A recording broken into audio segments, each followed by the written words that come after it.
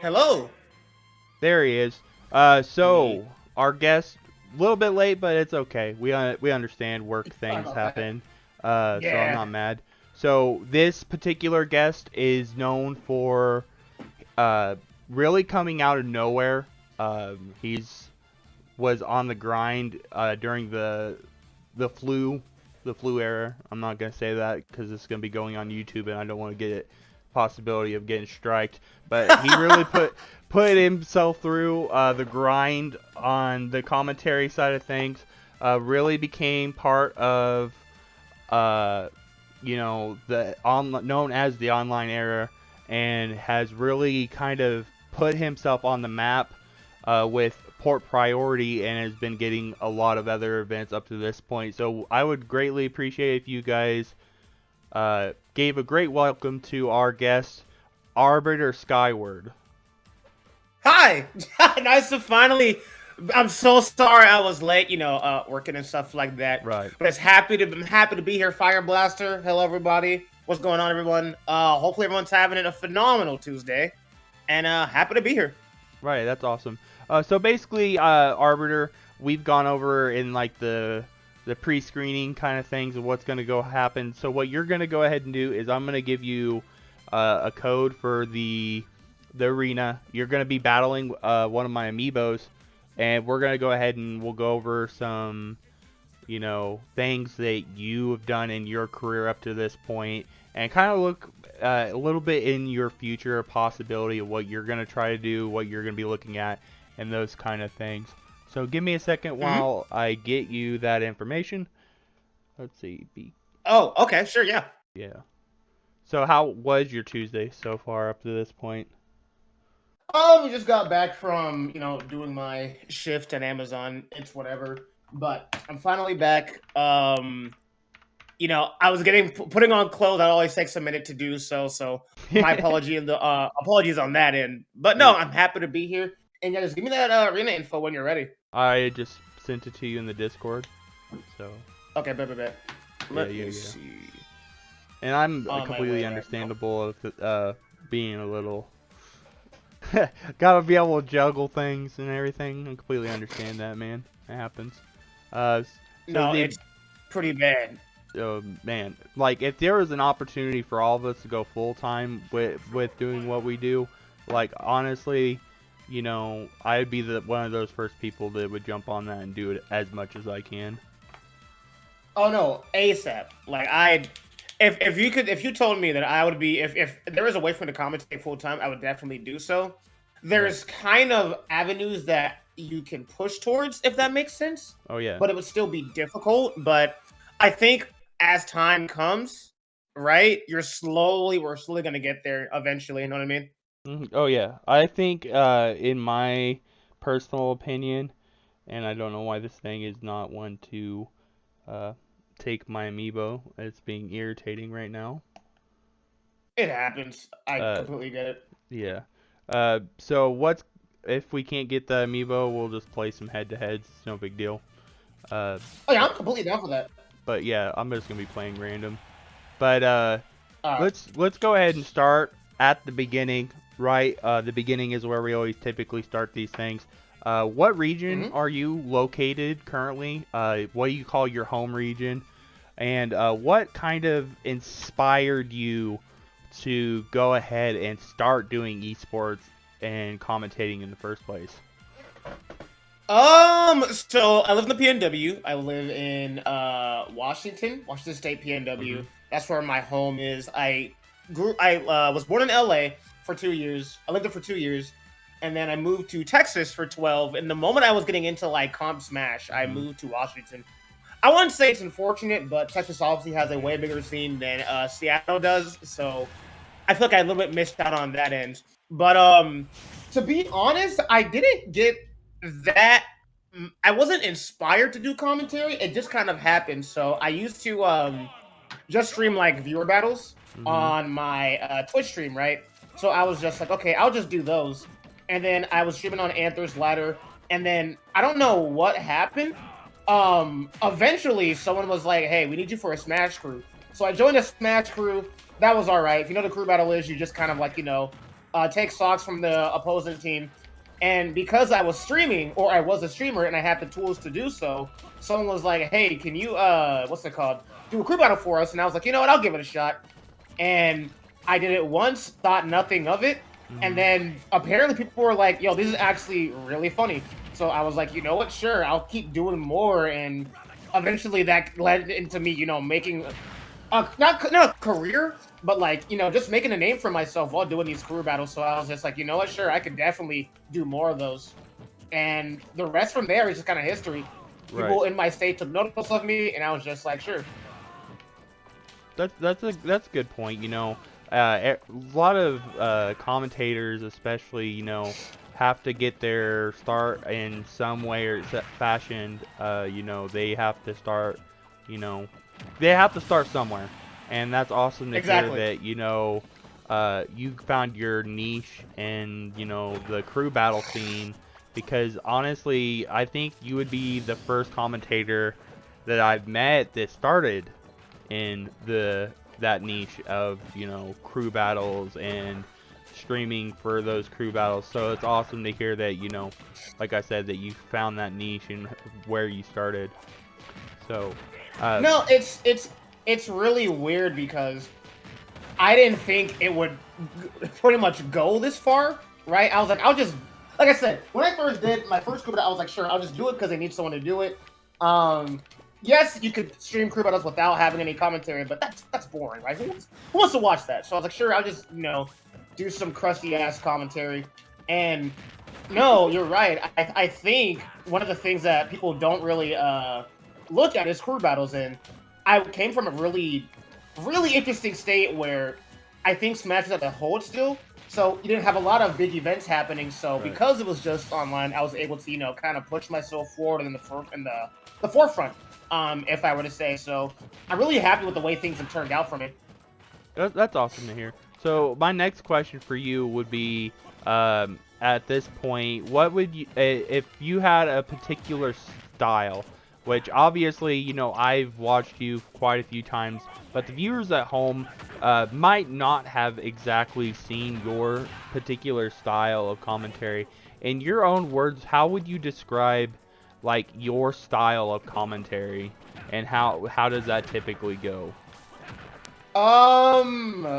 Energetic play-by-play is what I would call it. It's nothing, so I can do a whole lot of styles, right?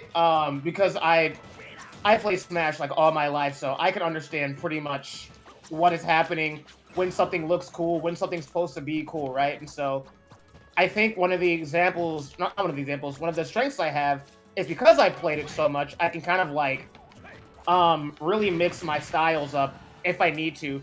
But I choose to do energetic play-by-play because, I talk fast, I'm really energetic, and I see things, I think faster than most people can kind of see them in terms of, like, commentary. No, I messed up! Okay. But no, it was like, I don't know. I feel like the game is moving so fast that if I were to be analytical, right, I feel like I would miss something cool. And I've done that. Before, I tried to be, like, analytical, but then I was like, you know what? That's kind of boring. Like, let's say someone gets a spike, but you're worried about the stock beforehand, right? You miss, like, a whole nother section of something cool that could have happened. So I was just like, you know what? I'll just do the play-by-play style. That way I can catch every single small thing that happens in a match. So that's what I strive for. And a lot of people really like it because it's not boring. It's just not boring.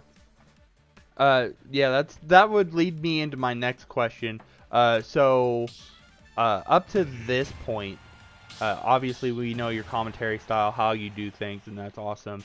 The thing that I love the most when I'm watching other commentators and picking up feedback from other commentators is that, like, everybody has their own style, and, like, that's awesome that you kind of found your niche already. So that's awesome to hear. So leading into that next question is, if you were known for something in particular, what would you say that would be, and why is that? You mean like a clip or something like that? It could be a clip, it can be a tournament, it could be something that you just can say, hey, this is ArbiterSkyward right here. This is me, right, in like Oh, like a signature. Yeah. Yeah, like a signature. Yeah. I don't mean this in a cocky way. I just don't think anyone does what I do to the full extent of what I do it for. I said that really badly. I just don't think anyone does what I do, honestly.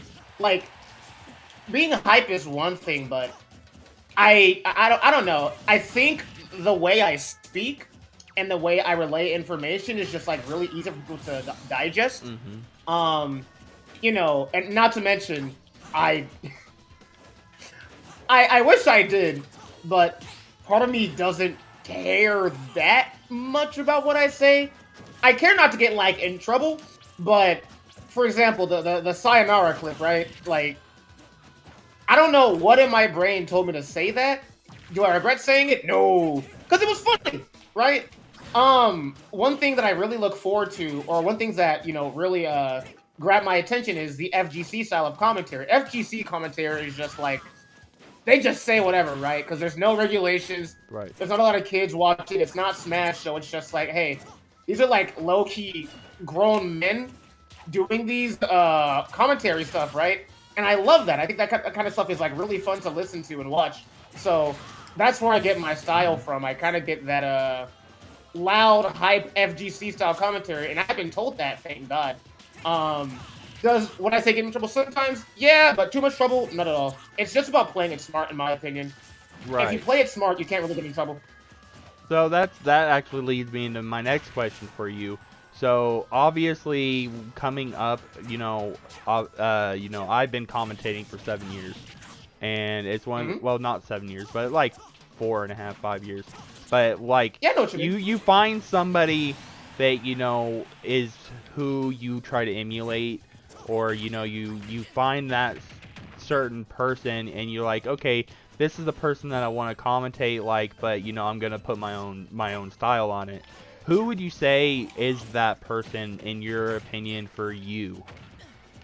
So, when people ask me this, especially if they're in the Smash scene, they kind of don't know who I'm talking about because it's not a Smash caster. The Smash casters are good. I really like the Smash Brothers commentators, right? You know, your EE, Right. your TK, Max Ketchum. You got a lot of good people. But in my opinion, the best esports like fighting game caster is, in all honesty, his name is IFC Yipes. He commentates for Marvel vs. Capcom, right? Yeah. And I'm telling you, he is like the funniest dude to ever grace a microphone, bro. Everything he says is so funny. I think he was the first dude to like start, you know, yelling on the mic, and people were like, dude, this is actually hilarious, dude. And I was just like, yo, dog, this guy is absolutely a clown in a good way, right? So if you ever get the chance to like watch him, watch IFC Yipes, bro. He has like a whole reel on YouTube from like him casting Marvel vs. Capcom and other games. Dude, he's absolutely hilarious, and I love him. I love him so much. That's the guy I watch. Yeah, I've absolutely heard of that guy, and I've watched clips of him because when I from my perspective as a commentator, what I did when I first started out was I found somebody that I wanted to emulate, right? And then I went from there and I watched a bunch of clips of different styles, different grooves, because like I said, everybody has their own niche that they want to try to fulfill, that you know that might just not be in that particular, you know, opportunity. There's opportunities for everything, and you know that's awesome to hear that you know you took that inspiration from Marvel versus Capcom and you're just trying to like twist it in the own ArbiterSkyward situation, you know. Yeah, and you can find inspiration from like everybody. I find inspiration from like pretty much everyone. Everyone you cast with, everyone you watch. Because I do commentate now, I do take notes. So every time I watch like the commentary shit, I'm just like, you know what? Hey man, I'm just gonna take notes on how they say things. I look at the chat. Is the chat loving this? Does the chat not care? I mean, if the chat doesn't care, doesn't mean it's bad. It just means they're getting the job done. Good commentary is either invisible enough to where you don't really mind it, or it's funny to where the chat's like, "Oh, this is actually hilarious." It's bad if it's only bad if like everyone is saying it's bad, right? If everyone's like, "This is awful," then it might be an issue. Right. But sometimes Twitch chat can just be like stupid, so I don't pay attention to what they say all the damn time. So I take notes from a lot of people. I take notes from up-and-comers as well, like my friend Laird. I take notes from Ajax, from Skiff, from Darmgar, who has great analytical commentary. Right. Hungry Box, who is people say he's bad at commentary, but you can't be as successful as he is in the casting scene and say he's doing something wrong. Whatever he's doing, it's working. I think Acebox is like really energetic, and he knows how to hype up a crowd and play to what people love to see. That's what I think Acebox's strengths are. I think every caster has a strength. You just got to look for it and find it using their best abilities. Right, yeah. Because in my perspective, you know, the first commentator that I really like tried to emulate, which is really hard to do because, you know, he was actually known for his commentary before being a YouTube star, was Courage. Like, Courage was known for being that kind of commentator that was like the goofy guy that was analytical, but yet could, you know, talk his socks off about the game and, you know, be able to properly speak on behalf of what's going on in the situation. So, like, for me, that's where mine started. So that's cool to see that, you know, you have that perspective, and I think that makes everybody better. Yeah. This next question, typically when we have players on, we ask, you know, who your rival would be, you know, or the person you're consistently playing. But obviously, since you're a special case, you're a commentator, which I'm gonna try to like mix it up with commentators and players and TOs and stuff. Who do you feel is would you say your partner? I'm gonna put that in quotes, his partner, who you've consistently commentated with or gotten the opportunity to commentate with multiple times and interests you.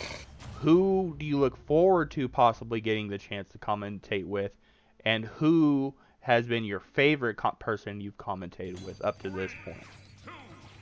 I can answer 3 of those easily. First off, I wouldn't say you have a rival for comms, because if you kind of go with that mindset and people know figure that out, no one wants to work with you, right? The thing about casting is you got to be able to work with everybody. So if that's as a player, yeah. No, I completely know what you're saying. Like I knew what you're going at, right? But I told this to somebody. They were like, I don't want to work with this dude. I was giving them advice, and I was like, if you don't want to work with them, that sucks and all, but do not tell them that, and do not tell anybody else that. Like, leave that between you and yourself. Because the moment anybody else knows, if there's like a job, right? Okay, I'm gonna use this as an example because this is like my favorite commentator. Laird is my favorite caster right now. If I were to like go to the East Coast and they gave me a gig, right? They said, hey, we'll pay for this, we'll pay for that. If I were to say, that's cool and all, but can you not put me with Laird? That guy is annoying, or that guy is this, he's that. Do you know how like bad that would be for the image? Because what if the TO's like their friend, right? Then they'll be like, ooh, yeah, we don't want you, or we can't have you anymore. You never want to have that. You never want to have that scenario go on. I have someone that challenges me, if that makes sense. I commentated with TK Breezy at Port Priority, and TK actually taught me a lot about like just like casting in general and like what the game could be like, and you know how to move forward during a match, right? He was just super laid back. He wasn't energetic, if that makes sense, but he doesn't have to be, right? He's TK. He knows what he's doing. He knows what he's talking about. He's seasoned. He's professional. So I was just like, damn, I want my casting to be kind of like that in a way where I could just kind of like say things and have everything, you know, go smoothly. So that's kind of like my mindset in terms of, like I said, it's not a rival. It's not like I don't like this person. It's just that they challenge me to do better, and I want to do better because of them. So TK would definitely be my answer for that.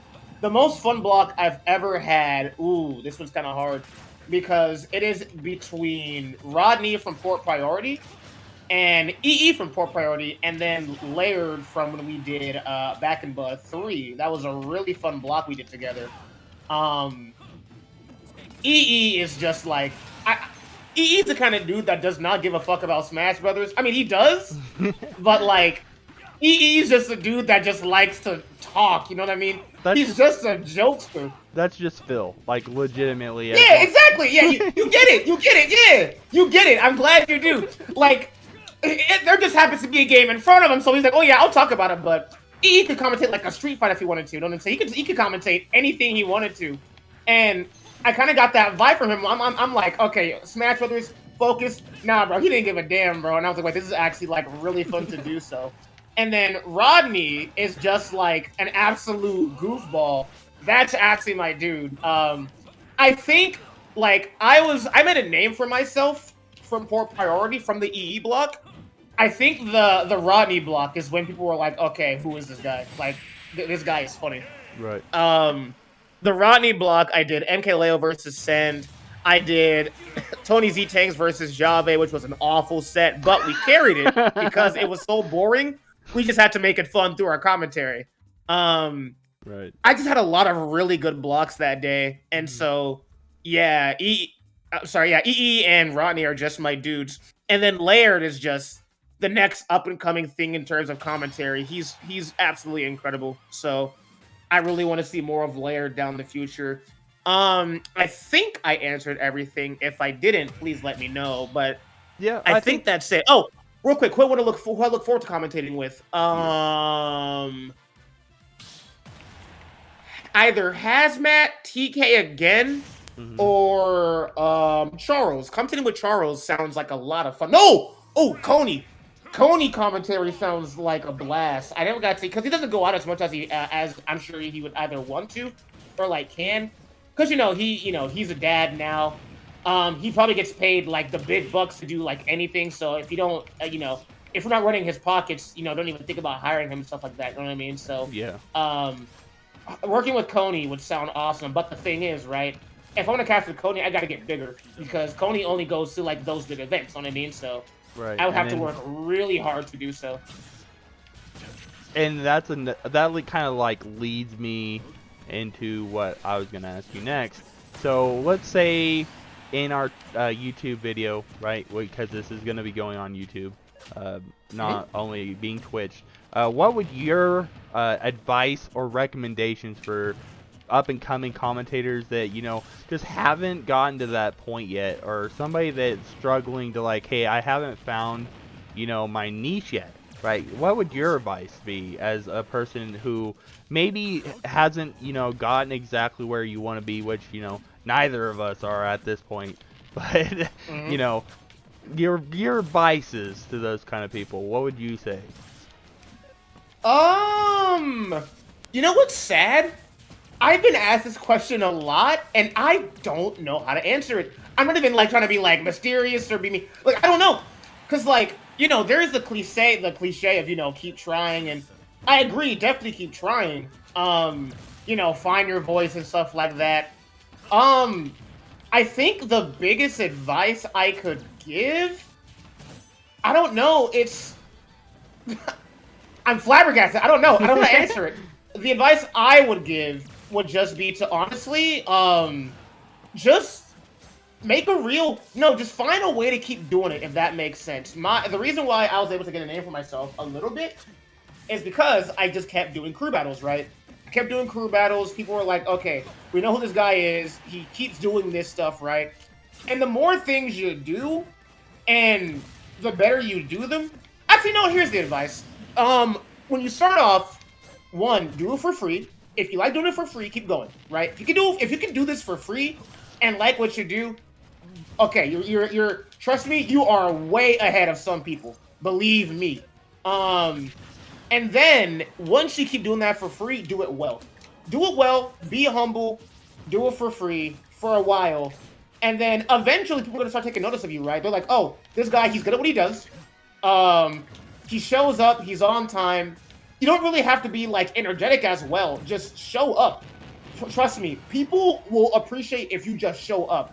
Because a lot of people, believe it or not, do have casting issues, right? Some of them are scared to commentate. Don't be afraid. Just do it. Just do it. If you want to do it, keep doing it. Show up. And yeah, I think you should be good. So yeah, that would be my advice to people just starting out. I know it's not like it's not the magic trick, but being consistent is like the biggest thing I can advise with people because that's what I did, right? I got an opportunity, I took it, I ran with it, and life just kept giving me more opportunities because of how hard I worked. So I'd say that would be the biggest advice I give people. Awesome, awesome. And so I got a couple more questions, and then what we'd like to do at the end is we will open it up to a kind of an open forum. If our people in chat have any kind of questions or concerns that they want to bring up, they can definitely do that.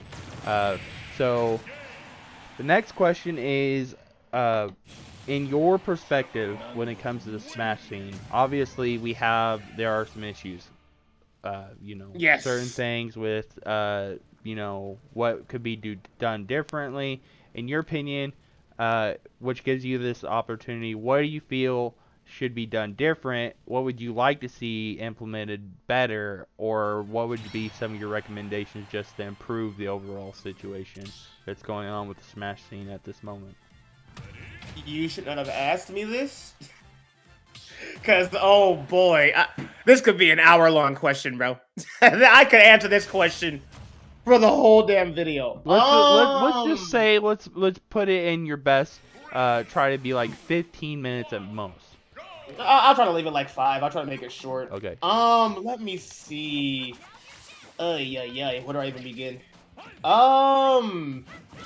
So I think one issue as a whole with the scene is, people say we're getting better at it.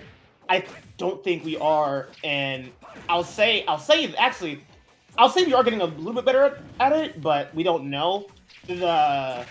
The child issue. If you know about the child issue, I know this is going on YouTube, so I'm not gonna say it. Yeah, I know what you're talking about because I actually, one of those things that we had brought up previously on certain casts, so I definitely know what you're talking about. Yes.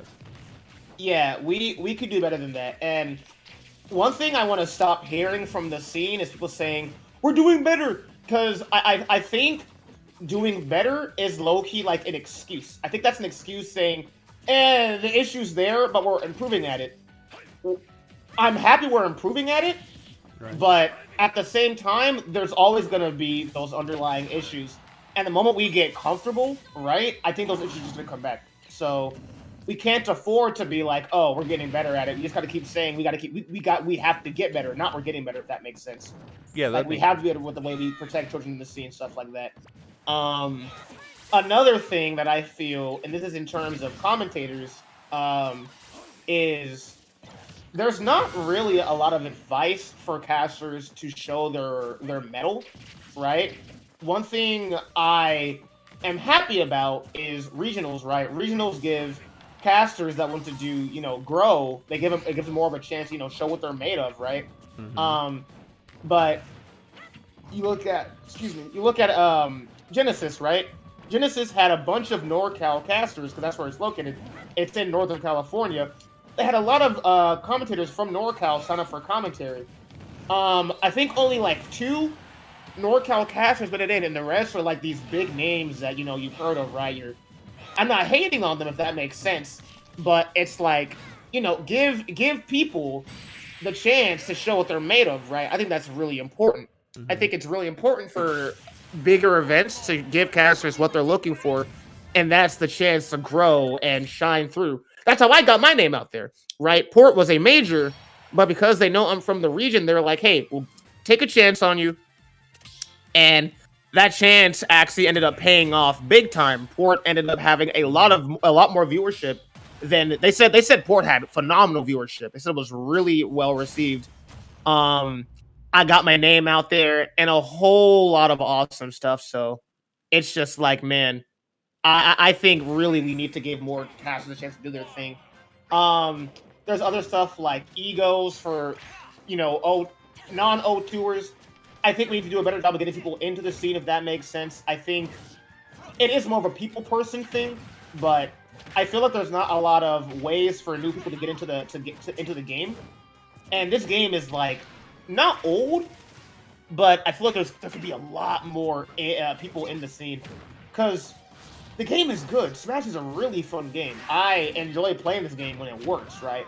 I enjoy going to locals. I enjoy going to tournaments. There's a lot of things in this game that I want to see, get better at. But if things, if we keep having like this weird, oh, we don't want O2ers and shit. Oh, I'll suck the dick of all top players and stuff like that. You cut that out, by the way. But if people are like, oh, top players are the only ones that matter, then we're in trouble. Because we don't gain people from leaving the old people in. We gain people from letting the new people come in and enjoy the game. So I really think we need to fix that issue if we want to get more people inside the game.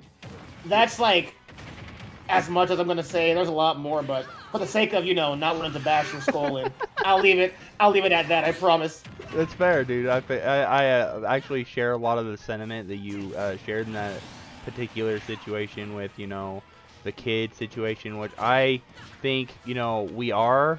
Like, I hate to say it, but we are improving in certain areas when it comes to that with, if they're underage, they have to be having a child. I think that's a great thing. Shout outs to, Kirby Dad and Shattuck. Exactly. Daddick and, Daddick? Yeah, Daddick. Yeah. And then Straw I think, Hat Kid's dad and, No, I think there's a mom. MPG's mom is, like, also in the scene and shit like that. So I think that's really cool. And no, you're right. We are doing better. It's just I have this mindset of instead of we need to keep doing better and not get comfortable. Because honestly, the more rules are in place, pedophiles are I said it. People that, love anime, I'm kidding. People that, are into that kind of stuff, they're gonna find different ways to, talk to those kids and stuff like that, and we don't want that at all. So we have to be really careful. Not only do we need to protect our children, but we also need to protect our women that are in the scene. Because when I started, and I'm gonna be just honest, like I started at the beginning of Smash 4, and at the beginning of Smash 4, like we had a healthy female base, we had a decent number, but like it seemed like once the game had developed the meta, right, and how things were, like women just seemed like they were the outcasts. And one of those things I think that needs to be improved is definitely one of those things as well. Not only protecting our children, but protecting, our females that are in the community and wanting to breed that opportunity of not being the creeper guys that are, hey, there's a woman here. Girl in the tournament! Oh my god! Yeah, like those people.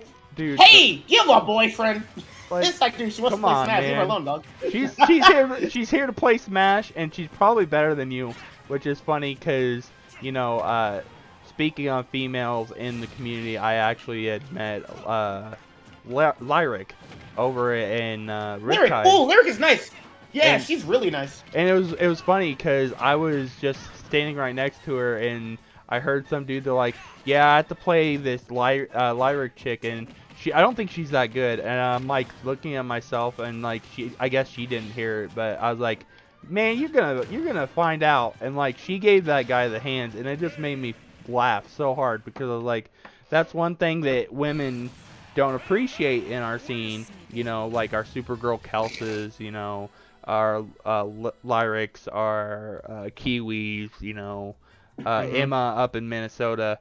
These girls are like tenfold better than a lot of us guys, and they're not getting the credit for it. Like they're getting pushed in as like, hey, they're this chick, they need their own tournaments and stuff, and we need to do better about that. And also, like when it comes to the commentary thing you brought up, I'm 100% agreeing with you on most of it. I think they need to do a better job of spreading out the wealth. So like you could have your top commentators, obviously, right? You have to have top commentators for events if you're gonna be a major and be able to get those things.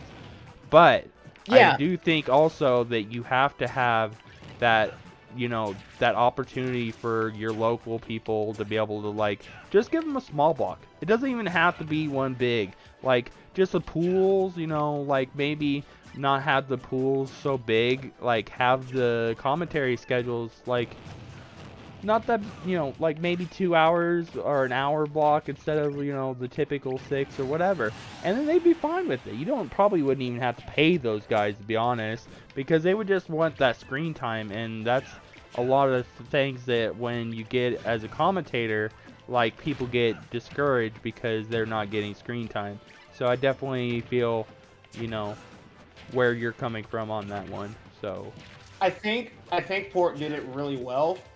If I were to look at, I'm in a game. Obviously, I'm in a game right now.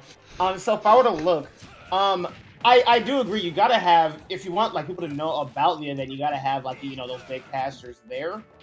But I don't know. I feel like you're right. You can kind of like give them what you're looking for, right? Give those small guys the chance to do their thing.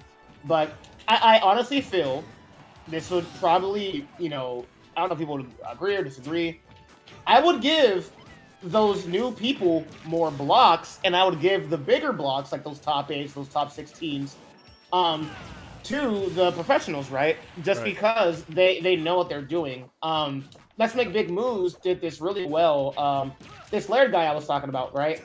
Laird, believe it or not, he did more blocks than anybody at Let's Make Big Moves. He had like, I want to say 6 blocks or so, or something like that. Like, he had more blocks than EE, he had more blocks than TK, he had more blocks than anybody that was there. He had more blocks than Max, Charles, Rodney, and those are all bigger names than him. But because Laird wanted to show his medal, show what he was worth, right? He actually ended up having a lot more blocks than them. And pay him! I'd say pay them as well. If it's a major, right? You don't want to, have people work for free, right? People would be down to do so. But if it's like a local, yeah, do it for free. If it's a regional, you can do it for free. But if it's a major, you got to supply. I think you got to supply people with what they need. I am a huge advocate for getting casters what they need to feel like they can make it, right? And sometimes that one block, that one paycheck can be enough for someone to say, yeah, I can keep doing this. Right? You don't want to discourage anybody from doing anything. That's fair. That's fair.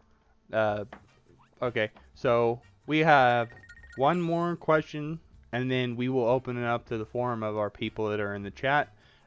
If there are any, I don't know. This is only the second time we've ever done this particular formatting of this. So the final That's all right. The final question is always a fun one.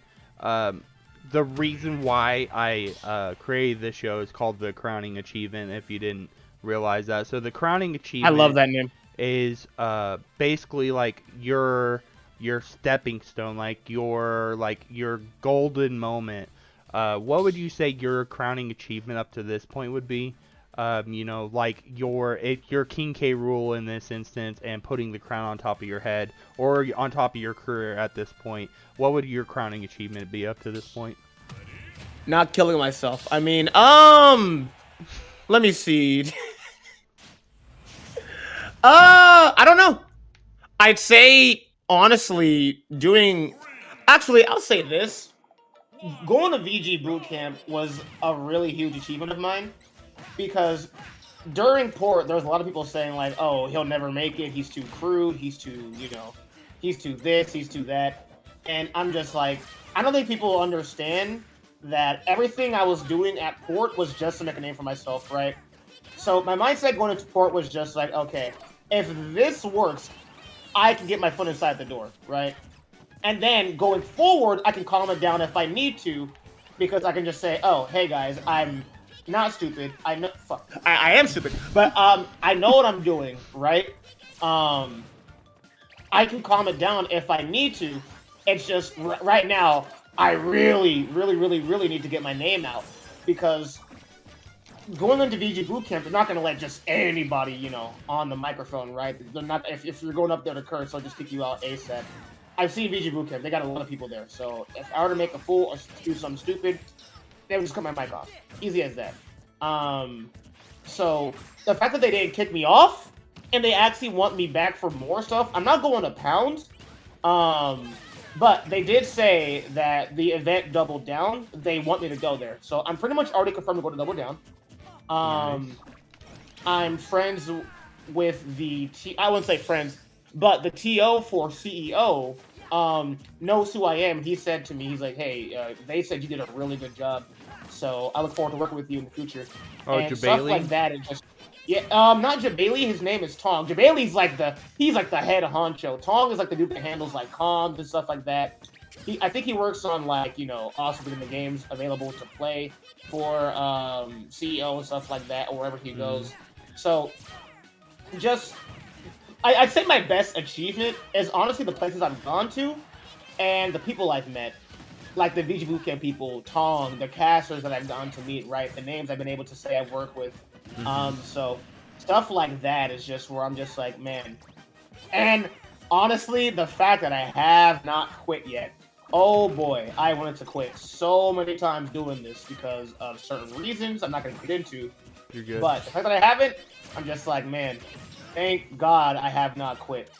So I guess that would be my crowning achievement. That's fair, dude. I always my commentary mentor, one of them, is actually Rod Conyers, and that man has actually gone above and beyond for me up to this point. And one of those things, he always told me that it's not about where you are now, it's about where you're gonna be in a year, and that's the one thing. So we're gonna go ahead and now open it up to our forum of people on the site of Twitch. If you have any questions for ArbiterSkyward, anything you want to bring up at all in questions for him as like in his future, anything like that, you could definitely be the time to do it. We'll finish this game and then we will we'll give it some time, but we won't start another one. Store is weird. Oh, but man. no, it's like I don't know. I feel like Rodney is like the perfect example of that mindset of it's not where you are, it's where you're gonna be. Like, honestly, Rodney is just like such a nice dude, bro. He's so goddamn nice. I love that guy to death. He came into one of my Twitter spaces and just ended up talking to me about some stuff, and I really appreciated that. Really nice guy. Really humble person as well. Oh yeah. One thing I like about him is he doesn't take shit from anybody, which I really appreciate. The fact that he's like, hey man, if you're talking shit about me, don't do that, dog. Come on, bro. So I really appreciate that about him. Yeah, my things came from with Rod in particular. No, shout out to Rod. Like I said, that dude is gone above and beyond for me up to this point. My first big gig that I got, which was Super Bit Wars down in Oklahoma, I got that first big gig because of Rod Conyers and Censored, right? If I wouldn't have had those guys vouching for me, I wouldn't have gotten it. So that was one of those things. Like, yeah, it wasn't on, like, your big event up to this point was Port Priority, and you're like, hey, this is my pedestal. I haven't gotten that major, like, I haven't gotten a major yet, but definitely one of those things. I've gotten a big regional, and, like, I killed it there, but, like, one of those things, like, and it wouldn't have happened without connections and the people that you talk to, and that's why, I always prioritize when I go to events, and this is just my advice to our future commentators that might be watching this, possibly down in the future, because, here in the near future, me and Arbiter could be both, like, the top end commentators for this game, or the next game. We don't know. But, or a game in the future as well. Right. You never know. Yeah, it's one of those things. Make connections with people. Just be genuine. Be who you are. Be gritty. Be willing to do the dirty things that people don't want you to do. Like going to the events that are 4 hours away. You're not going to get no paycheck. You're going to have to pay for your own gas. Those kind of things. Be willing to do that and be genuine. I have flown out to events knowing I would go negative, like break myself just because they were big. Like, for example, Glitch Infinite, I had no money after that event. I was broke. I was so broke. But I'm like, if I miss out on a VG bootcamp tournament, I should like jump off a bridge. That would have been like the biggest bag fumble ever. And I was not going to miss that. So I was like, you know what? I'll hunker down. I'll save all the money I have. Thank God my sponsor helped me with I don't know. I don't know. It was just like I should not be going here. Mm-hmm. And then I had an event 2 days later, which was Level Up Expo. So I was just like, I have to go to these because it was glitch. It was VG Bootcamp as well. So it just don't take every opportunity ever, but you definitely got to be able to, find the right ones and pick and choose those correctly. Right. And what I always like to do is give you the opportunity, with a growing platform, there's always opportunity for everybody else to grow. So you have any shout outs or anything you want to plug at this point before we get close to wrapping this all up? I want to give a huge shout out to my sponsor, Global Breakout. It is about to be 1 year and 4 days. In 4 days, I will officially have been a Global Breakout member. As a matter of fact, let me see the first time I've ever talked to my CEO about this kind of stuff. But no, huge shout out to my org, Global Breakout. They've taken good care of me. I've never had the thought of like leaving them and shit like that.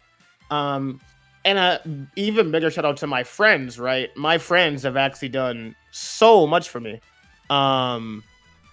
Like every time something went wrong where I was just like, man, I don't want to do this shit anymore. I want to like quit.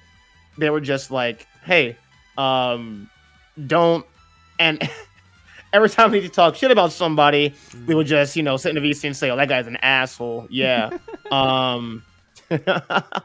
There's a whole lot of awesome stuff that they would do for me, and I really love them. So I got to give a shout out to them and people on Twitter that has helped me out. HBox, Last, Layered, all the great casters that have just kind of, gave me a hand. Just a lot of awesome people, and you as well for helping letting me be on this this podcast of sorts. I really appreciate it, and thank you so much, man. Yeah, that's one of those things. And to be honest with you, so I was going through my potential list of people that I wanted to start it out with, right? Because this is only the second episode, and we want to try. I'm trying to launch this into something where not only can I eventually get people who aren't in the FGC, right, but people who are like the League of Legends players, the Dotas, like those big names, and eventually, I'm going to streamline it into that. And when I was looking at my potential people, to be completely honest with you, you were one of the first names that came up in my mind where like, hey, I need to get PGR people, I need to get top-end commentators, and people who are on the rise. And you were definitely in the rise category, so I appreciate you coming on. Do you have a Twitter, Twitch, anything you want to plug at this point as well? ArbiterSkyward on literally everything. Like it's ArbiterSkyward on every single front. It's just YouTube, ArbiterSkyward, Twitter, yada yada yada. You know what I mean? So, at this point, everything is just my name. I would plug my Instagram, but Instagram sucks ass. So you can follow me on there, but honestly, Instagram just blows major holes. So yeah, YouTube, ArbiterSkyward, Twitch, ArbiterSkyward, Twitter, ArbiterSkyward, and that'll be all actually. Awesome. So want to thank you again, ArbiterSkyward, for being on the show. A great second episode. I hope y'all are looking forward to. So this is going to be it for this week, right? We are going to do 2 episodes a week, maybe 3, depending on once we get further down the line. But this week is done. Yesterday was Tony Z Tank, which is funny because you brought up Tony Z Tank in the interview. But, he was the first episode and you were the second. Next week is going to be interesting. Our next episode is actually going to be a double header. And the first person on that is going to be a well-known, not commentator. Well, one of them is going to be a commentator. I'm going to give you that. I'm not going to tell you who they are, but they're going to be the bookend of that session. But the person who is first is going to be one of the rising TOs, and if not the biggest TO currently in the scene that is not Gimmer. And I think you just said his name. It would be Cact. That is correct. Our French connection, the man has moved down to Florida. He is going to be on the show on Tuesday. So look forward to that doubleheader. My name's Fire Blaster. If you enjoyed this situation, please give me a follow on Fire Blaster 65 here on Twitch. It's Fire Blaster 65 over on the Twitter, and unfortunately YouTube, you have to have 100 subscribers. So if you guys can help me out with getting to 100 subscribers, it'll be Fire Blaster 65 Subscribe to this man, bro. on that. Like, legitimately, I need your help to get there so I can get that name, Fire Blaster 65. I could update my banner, and I could stop having that crappy randomized URL. So, You'll get there. yeah, we will. We'll get there eventually. But thank you all again. I hope you have a fantastic rest of your night, and go be golden to yourself. Yeah, man.